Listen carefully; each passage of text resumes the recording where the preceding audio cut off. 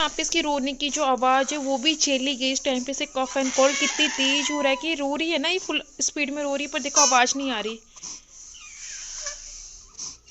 हाँ मेरा बेटा आ गई, मम्मा आ गई जैन, इसको गोदी में लेती हूँ मैं अभी।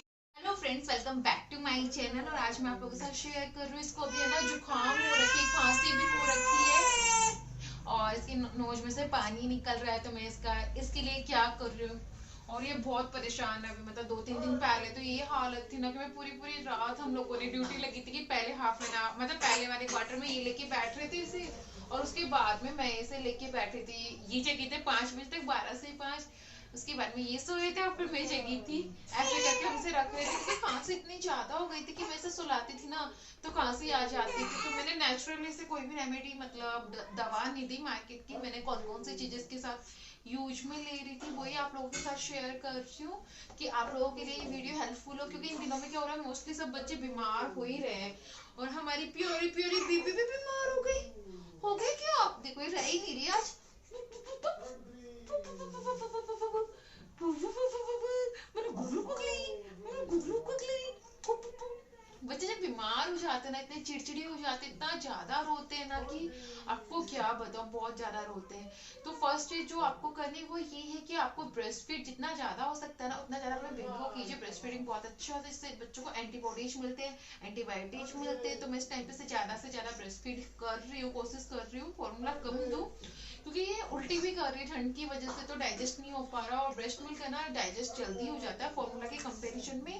और नेक्स्ट चीज में इसके साथ क्या कर रहे थे, चलो हम आपको बताते हैं हम लोग क्या कर रहे हैं। मम्मा मम्मा मुझे छोड़ के मत जाओ, मैं रोने लग जाऊंगी। तो हम चलते हैं, चलो चलो चलो चलो चलो आ जाओ। तो इसके लिए हमें जाना होगा किचन में।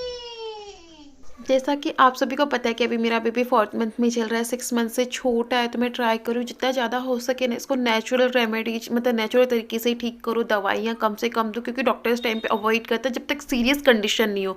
सीरियस कंडीशन में आपको डॉक्टर से कंसल्ट करना बहुत ज़्यादा ज़रूरी है। यहाँ पर मैंने क्या किया, तवे पर अजवाइन जो होती है ना कैरम सीड, उसको थोड़ा सा भुना है, गर्म किया। उसके बाद में मैं यहाँ पर उसकी सिकाई कर रही हूँ। और आपको ये भी ध्यान रखना है कि जो आप ये सिकाई कर रहे हो ना कि वो ज़्यादा गर्म भी नहीं होना चाहिए। ज़्यादा गर्म से हो सकता है बच्चों को जलन हो जाए। और डायरेक्ट स्किन पे एक बार लगा रहे हो तो एक बार देख लेना। पर सर्दी तो मैंने यहाँ पे पूरे कपड़े नहीं खोले, बीच बीच में इसकी खुशबू भी मैं इसको सूंघा रही हूँ, खुशबू से नाक खुल जाती है। और आपको क्या करना है, जब ये सोए ना रात को बेबी, तो उस वक्त आप ना बच्चों की साइड में रख दो इसे। तो इसकी स्मेल से ऐसे बच्चों की नाक खुल जाती है और ये रियली में इफेक्ट करती है। सारी चीज़ें मैंने अपने बेबी के साथ में यूज में ले रही हूँ, वही आप लोगों के साथ शेयर कर रही हूँ। और मैंने अपने बेबी को टचवुड एक भी मेडिसिन नहीं दी, डॉक्टर के पास भी मैं नहीं लेके गई। और इसकी जुकाम बहुत ज़्यादा तेज हुई थी, बट मेरे केस में मुझे बहुत आराम मिला है। तो मैं आप लोगों की यहाँ पे सिर्फ ये वीडियो इसलिए बनाया कि आप लोगों की हेल्प हो सके, क्योंकि सब मम्मीज परेशान है, बच्चे बीमार हो ही जाते हैं। सेकेंड चीज़ जो मैं यहाँ पे यूज में ले रही हूँ वो है कि यहाँ पे मैंने सरसों का ऑयल लिया है, उसे गर्म होने पे उसमें ना लहसुन डाली है, मैंने यहाँ पे लौंग डाली है, अजवाइन मैं यहाँ पे डाल रही हूँ। अगर आपके पास पान का पत्ता हो ना तो वो भी इस ऑयल में डाल दीजिए, अगर नहीं है तो आप हटा भी सकते। मेरे पास नहीं था तो मैंने इस टाइम पे उसमें ऐड नहीं किया। तो ये सारी नेचुरल चीज़ें जो आप बच्चों के साथ यूज में ले सकते हो। और इसे अच्छे से गर्म होने दीजिए। जब ये अच्छे से गर्म हो जाएगा, सब कुछ जल जाएगा, कि स्मेल से आपको आने लग जाएगी, उसके बाद में ही आपको इसको गैस की जो फ्लेम होती है उसको बंद करना है और इसे छान लेना है। और मैं जब भी अप्लाई करती हूँ ना, देखो यहाँ पे आप देख रहे हो ना, अच्छे से मतलब गर्म हो गया, जल गया।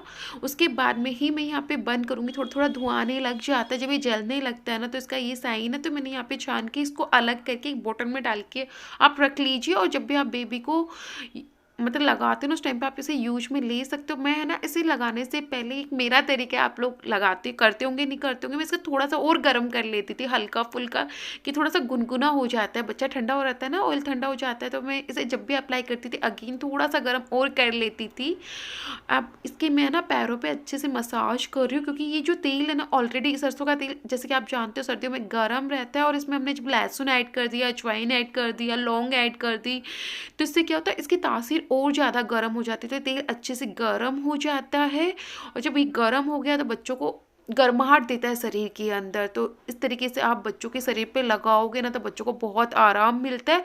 और जैसे ही आप लगा लो ना उसके बाद में बच्चों को सॉक्स ज़रूर पहना दीजिए, क्योंकि आपने जो मसाज की ना बच्चों के पैरों की तो पैर गर्म हो गए तो गर्म से ठंडे नहीं हो जाए, इस वजह से उनको सॉक्स पहनाना साथ के साथ ज़रूरी होता है। एंड इसी तरीके से मैं इसके हाथों पे तेल की मसाज कर रही हूँ बहुत अच्छे से धीरे धीरे, तो इसको बहुत रिलैक्स फील हो रहा है। इवन ये मैंने खुद ने देखो ट्राई किया है, यूज में लिया, तब मैं आप लोगों के साथ बता रही हूँ। पहले मुझे लगता था कि पता नहीं ये चीज़ वर्क करती है नहीं करती, बट टचवुड ये इसके केस में तो बहुत अच्छे से वर्क की है।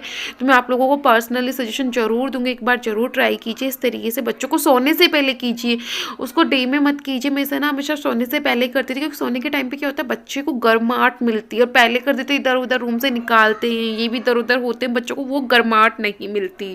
तो मैं सोने से पहले करती हूँ। अगर बच्चे को खांसी की प्रॉब्लम हो रही, कफ हो रहा है ना, जैसे इसको कफ की प्रॉब्लम हो रही, खांसी की प्रॉब्लम हो रही है, तो मैं यहाँ पे इसके चेस्ट पे भी ये चीज़ अप्लाई कर रही हूँ। जो ऑयल बनाया था मैं इसके चेस्ट पे भी लगा रही हूँ, क्योंकि चेस्ट पे ये जो गर्म ऑयल लगाते हैं ना तो जो कफ हो रहा होता है ना वो पिघलता है, और इस रियली में वर्क करता है। आपका बच्चा रात को बहुत अच्छे से सोएगा। इसकी तो बहुत ज़्यादा इफेक्ट हो रहा था इसका। और यहाँ पे मैंने इसके पूरे कपड़े नहीं खोले, क्योंकि पूरे कपड़े खोलूंगी तो गर्माहट चली जाएगी, बच्चों को सर्दी लगने के बहुत ज़्यादा चांसेज हो जाते। तो मैं इसके बस ऊपर से हाथ देके ही इस तरीके से इसके ऑयल लगा रही हूँ मैं अच्छे से।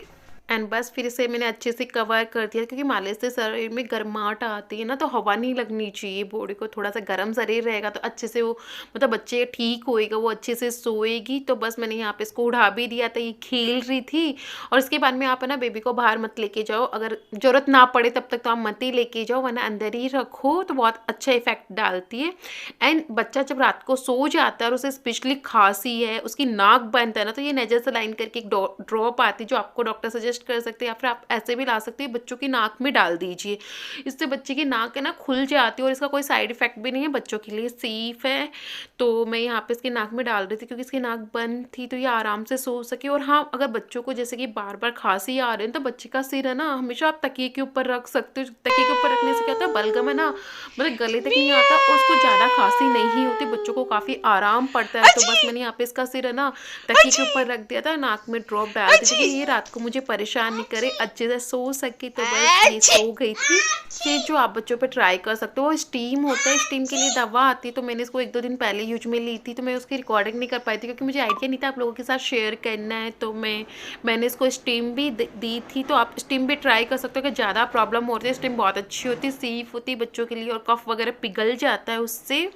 एंड बच्चों को आप चाहो तो जायफल आता है, जिसको ना उसको घिस के आप बच्चों को लगा दीजिए। कुछ लोग है ना जायफल को छोटे बच्चों को देते, बट मैं मानती हूँ 6 मंथ के बाद में ही मैं एक तरीके से देना ज़्यादा प्रीफर करूँगी अपने बेबी को। तो मैं क्या करती हूँ, जायफल को घिस के इसके पैरों पे मतलब पेट की जो नाभि होती है उस पे, या फिर छाती पे, पैर की अंगुलियों पे, हाथ की अंगुलियों पे लगा देते, तो वो भी बहुत अच्छा असर डालते। तो ये सब आप चीज़ें कर सकते हो, बिल्कुल नेचुरल और 100% वर्क करती है। अगर आप लोगों को मेरा वीडियो पसंद आया तो दोस्तों प्लीज़ प्लीज़ मेरे चैनल को सब्सक्राइब कीजिए, और आप लोग मुझे बताइए कि आप लोगों ने इनमें से कौन कौन सी चीज़ यूज में ली है और कौन कौन सी चीज़ आपको अच्छी लगी। तब तक के लिए दोस्तों बाय बाय, फिर मिलेंगे।